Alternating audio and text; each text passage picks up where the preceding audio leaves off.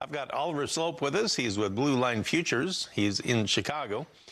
A lot of bearishness everywhere you look today, Oliver. Why are the bears running rampant anyway?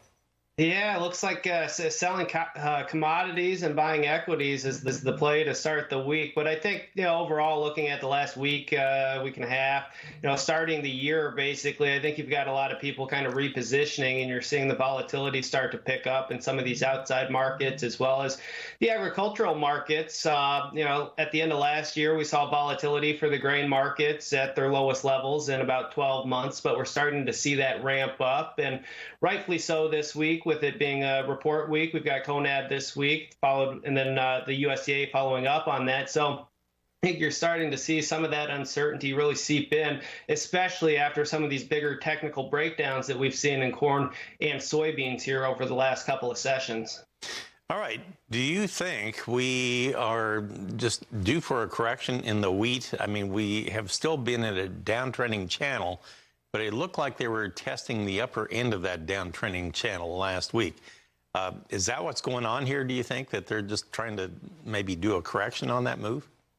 Well, $6 is the psychologically significant handle, but it's also technically significant. It's about the 50% retracement, or basically just the middle of the range from the November lows to the December highs. So a pullback to the 50% retracement, I think, is probably healthy and warranted. What the bulls want to see is that defended.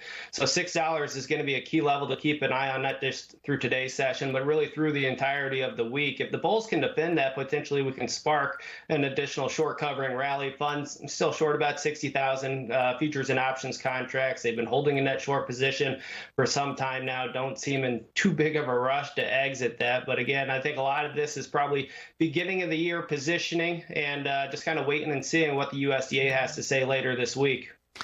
Oh, yeah. By the way, just a few major reports coming up on Friday. Yeah, just a whole slate of them. I think we have 4 of them coming up Friday, so they'll be out at midday. Could be a market-moving event, to say the least. All right, Oliver, we'll come back in a moment, and we'll get you updated on our livestock trade next. All right, well, we're back with Oliver Slope of Blue Line Futures. He's located in Chicago. And Oliver, as we look at this livestock trade, talk to me about the winter storm impact that you think we're going to have here on the cattle complex today, because they started out firm, and then last time we checked, they were adding to the gains that we had there. So from your perspective, what do you think that winter storm is actually worth here to the trade?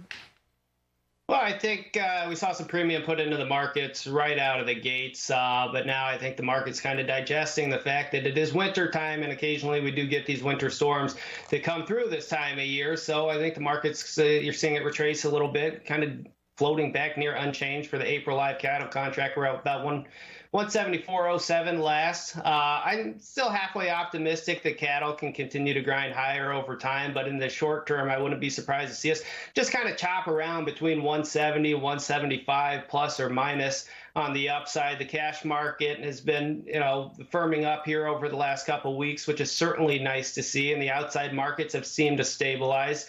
We're going to need to see that continue to be a trend here through the first quarter to get this market and potentially other market and investors back into establishing a net long position, which they've basically entirely liquidated over the last several months.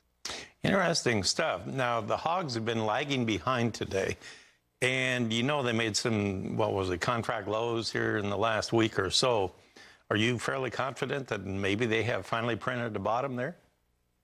Well, we saw some very constructive price action in the back half of last week. We saw the limit up day on Thursday and some follow-through buying on Friday. What we need to see is the market really defend Friday's lows to keep this market moving to the upside. Now, if we do continue to work higher, I think the upside is probably limited. The upper end of the recent range comes in near $72 for that February contract. So I'm optimistic, but I don't think this market is going to be breaking out significantly higher anytime soon. Interesting stuff. All right. Well, let's go ahead and take a look at our prices then. And Oliver, thanks for the comments today. As always, Oliver Slope of Blue Line Futures. He's located in Chicago.